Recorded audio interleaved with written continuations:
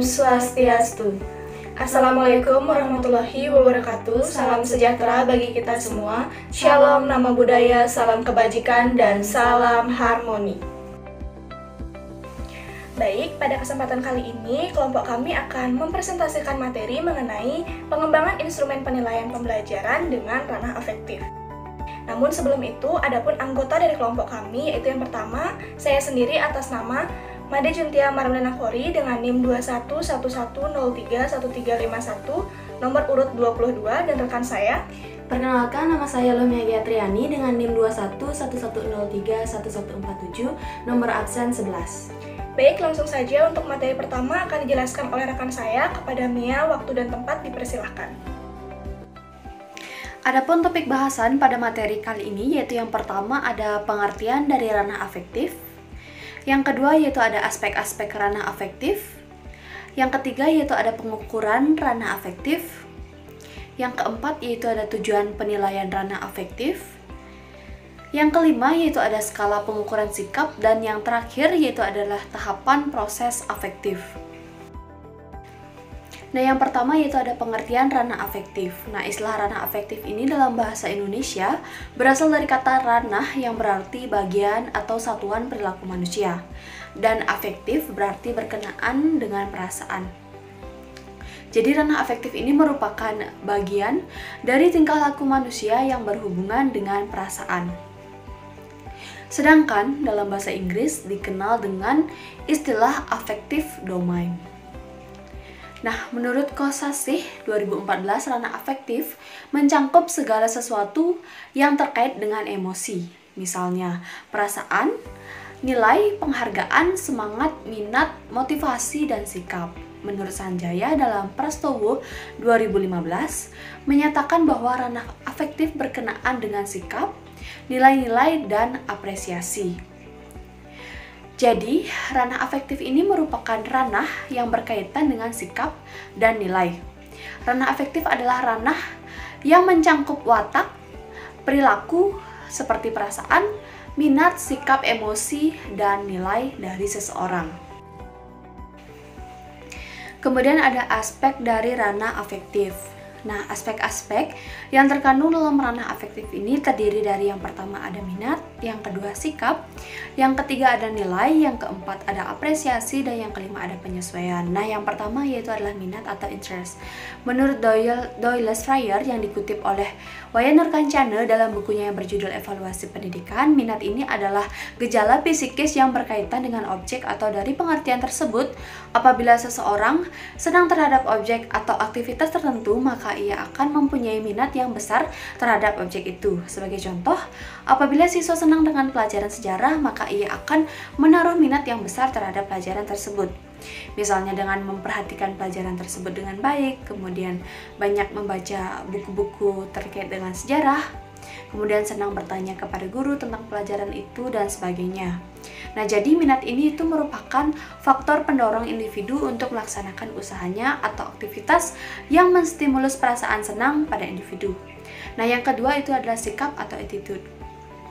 Sikap ini merupakan kecenderungan untuk merespon sesuatu, baik individu, tata nilai, peristiwa, dan sebagainya dengan cara-cara tertentu. Nah, dalam proses belajar mengajar, terlihat adanya sikap siswa seperti kemauannya untuk menerima pelajaran dari guru, kemudian perhatiannya terhadap apa yang dijelaskan oleh guru, kemudian penghargaannya terhadap guru. Nah, jadi sikap akan memberikan arah kepada individu untuk melakukan perbuatan yang positif maupun negatif.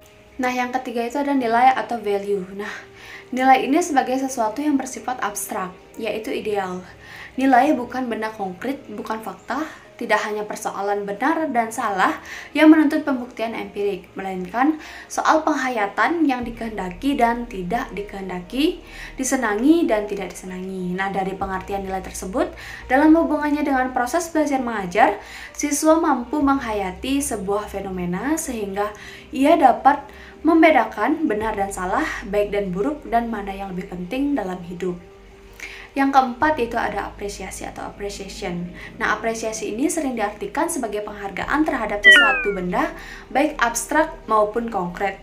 yang memiliki nilai luhur dan umumnya dikaitkan dengan karya seni. Nah, dalam proses belajar mengajar, apresiasi dapat dilihat dari perilaku siswa menghargai guru dan teman, kemudian menghargai waktu belajar dan tahu hal-hal yang lebih penting dalam hidup. Nah, yang terakhir yaitu ada penyesuaian atau adjustment. Nah, penyesuaian merupakan aspek afektif yang mengontrol perilaku siswa sesuai dengan prinsip-prinsip yang tertanam dalam dirinya. Nah, jadi adjustment ini dapat diartikan sebagai penguasaan, yaitu kemampuan membuat rencana atau mengatur respon-respon sedemikian rupa sehingga dapat menguasai atau menanggapi segala macam konflik atau masalah. Nah, sebagai contoh, siswa melakukan latihan diri dalam memecahkan masalah berdasarkan konsep bahan yang telah diperolehnya atau menggunakannya dalam praktek kehidupan. Yang ketiga ada pengukuran ranah afektif. Nah, dalam memilih karakteristik afektif untuk pengukuran, para pengelola pendidikan harus mempertimbangkan rasional teoritis dan program sekolah. Nah, masalah yang timbul adalah bagaimana ranah afektif akan diukur. Isi dan validitas konstruk ranah afektif tergantung pada definisi operasional yang secara langsung mengikuti definisi konseptual. Nah, menurut Anderson 1980 ada dua metode yang dapat digunakan untuk mengukur ranah afektif, yaitu yang pertama ada metode observasi dan metode laporan diri. Nah, penggunaan metode observasi berdasarkan pada asumsi bahwa karakteristik afektif dapat dilihat dari perilaku atau perbuatan yang ditampilkan atau reaksi psikologi. Nah, metode laporan diri berasumsi bahwa yang mengetahui keadaan afektif seseorang adalah dirinya sendiri. Namun, hal ini menuntut kejujuran dalam mengungkap karakteristik afektif diri sendiri. Menurut Lewin dalam Anderson 1980, perilaku seseorang merupakan fungsi dari watak atau kognitif, afektif, dan psikomotor dan karakteristik lingkungan saat perilaku atau perbuatan ditampilkan. Jadi, tindakan atau perbuatan seseorang ditentukan oleh watak dirinya dan kondisi lingkungan. Nah, afektif harus dikembangkan oleh guru dalam proses belajar, tentunya sangat tergantung pada mata pelajaran dan jenjang kelas. Namun, yang pasti setiap mata pelajaran memiliki indikator afektif dalam kurikulum hasil belajar. Pengukuran afektif berguna untuk mengetahui sikap minat siswa ataupun untuk mengetahui tingkat pencapaian kompetensi afektif pada tingkat atau level mata pelajaran tertentu. Misalnya, seseorang siswa mendapatkan nilai tertinggi pada mata pelajaran tertentu belum tentu menyenangi mata pelajaran tersebut. Baik, yang selanjutnya adalah tujuan penilaian ranah afektif. Tujuan penilaian ranah afektif itu ada 4, yaitu yang pertama untuk mendapatkan umpan balik atau feedback, baik bagi guru maupun siswa sebagai dasar untuk memperbaiki proses belajar mengajar dan mengadakan program perbaikan atau remedial program bagi anak didiknya. Kemudian yang kedua untuk mengetahui tingkat perubahan tingkah laku anak didik yang dicapai, yang antara lain diperlukan sebagai bahan untuk perbaikan tingkah laku anak didik, pemberian laporan kepada orang tua, dan penentuan lulus tidaknya anak didik. Kemudian yang ketiga, untuk menempatkan anak didik dalam situasi belajar mengajar yang tepat, sesuai dengan tingkat pencapaian dan kemampuan serta karakteristik anak didik. Dan yang terakhir yaitu untuk mengenal latar belakang kegiatan belajar dan kelainan tingkah laku anak didik. Nah, dari pemaparan tersebut dapat ditegaskan bahwa tujuan ranah afektif yaitu untuk menentukan keberhasilan belajar siswa.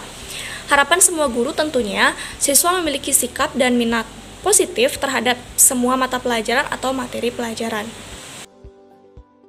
Yang selanjutnya itu skala pengukuran sikap. Ada beberapa bentuk skala yang dapat digunakan untuk mengukur sikap. Yang pertama yaitu skala Likert, yang kedua itu skala pilihan ganda, yang ketiga itu skala Thurston, yang keempat itu skala Gottman, yang kelima itu skala diferensial, dan keenam itu pengukuran minat. Nah, untuk pembahasan pertama yaitu mengenai skala Likert. Skala Likert digunakan untuk mengukur sikap seseorang terhadap sesuatu. Misalnya, pada mata pelajaran menari, siswa menunjukkan sikap dan perilaku gemar menari. Siswa menunjukkan sikap hormat pada orang tua, dan lain-lain. Skala Likert terdiri dari dua unsur, yaitu pernyataan alternatif jawaban. Pernyataan ada dua bentuk, yaitu pernyataan positif dan pernyataan negatif. Sedangkan alternatif jawaban terdiri dari sangat setuju, setuju, netral, kurang setuju, dan tidak setuju. Dengan skala Likert, maka variabel yang akan diukur dijabarkan menjadi indikator variabel. Kemudian indikator tersebut dijadikan sebagai titik tolak untuk menyusun item-item instrumen yang dapat berupa pernyataan atau pertanyaan, baik bersifat favorable atau positif maupun bersifat unfavorable atau negatif. Kemudian skala yang kedua yaitu pilihan ganda. Skala pilihan ganda ini bentuknya seperti soal bentuk pilihan ganda, yaitu suatu pernyataan yang diikuti oleh sejumlah alternatif pendapat. Contohnya, dalam melaksanakan pembelajaran saya merasa A. Senang karena dapat menambah wawasan, B.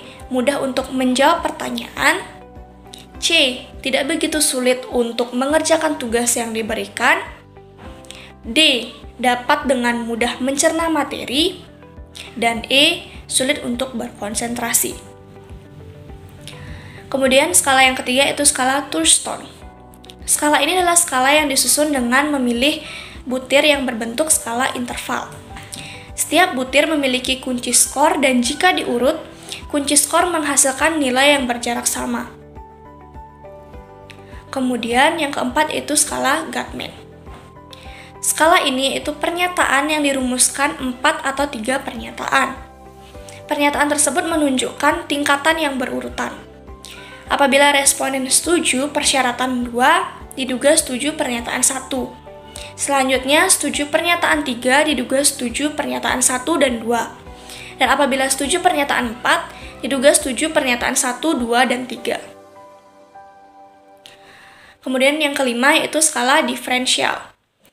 Skala ini yaitu skala untuk mengukur sikap, tetapi bentuknya bukan pilihan ganda maupun checklist, tapi tersusun dalam satu garis kontinum, di mana jawaban yang sangat positif terletak di bagian kanan garis, dan jawaban yang sangat negatif terletak di bagian kiri garis. Dimensi yang akan diukur dalam kategori yaitu baik, tidak baik, kuat, lemah, cepat, lambat, atau aktif, pasif. Kemudian yang terakhir yaitu pengukuran minat. Untuk mengetahui atau mengukur minat siswa terhadap mata pelajaran, terlebih dahulu ditentukan indikatornya. Misalnya kehadiran di kelas, keaktifan bertanya, tepat waktu mengumpulkan tugas, kerapian, catatan, mengerjakan latihan, mengulang pelajaran, dan mengunjungi perpustakaan maupun hal-hal yang lain. Untuk mengukur minat ini lebih tepat digunakan kuesioner skala Likert dengan skala 5, yaitu sangat sering, netral, jarang, dan tidak pernah. Dan yang selanjutnya itu tahap proses afektif. Nah, tahap proses afektif ini terdiri dari 5 tahapan, yaitu yang pertama, penerimaan. Penerimaan mengacu pada kemampuan untuk memperhatikan dan merespon stimulasi yang tepat, juga kemampuan untuk menunjukkan atensi atau penghargaan terhadap orang lain. Kemudian yang kedua yaitu responsi. Responding akan terlihat ketika siswa menjadi terlibat dan tertarik terhadap suatu materi. Contohnya berpartisipasi dalam diskusi kelas mengenai suatu pelajaran. Yang ketiga yaitu acuan nilai. Mengacu pada pentingnya nilai atau keterkaitan diri terhadap sesuatu, seperti penerimaan, penolakan, atau tidak menyatakan pendapat. Contohnya mengusulkan kegiatan kelompok untuk suatu materi pelajaran. Yang keempat yaitu organisasi. Tahap organisasi tujuannya adalah penyatuan nilai juga mengharmonisasikan berbagai perbedaan nilai yang ada dan menyelaraskan berbagai perbedaan. Yang kelima atau yang terakhir yaitu karakterisasi. Mengacu pada karakter seseorang yang dimana tercermin dalam sebuah tingkah laku. Baik, sekian pemaparan materi dari kelompok kami. Mohon maaf apabila terdapat kesalahan atau ada kata-kata yang kurang berkenan. Akhir kata kami tutup dengan Parama Santi. Om Santi Santi Santi Om. Assalamualaikum warahmatullahi wabarakatuh. Salam sejahtera bagi kita semua. Shalom, nama budaya, salam kebajikan, dan salam harmoni.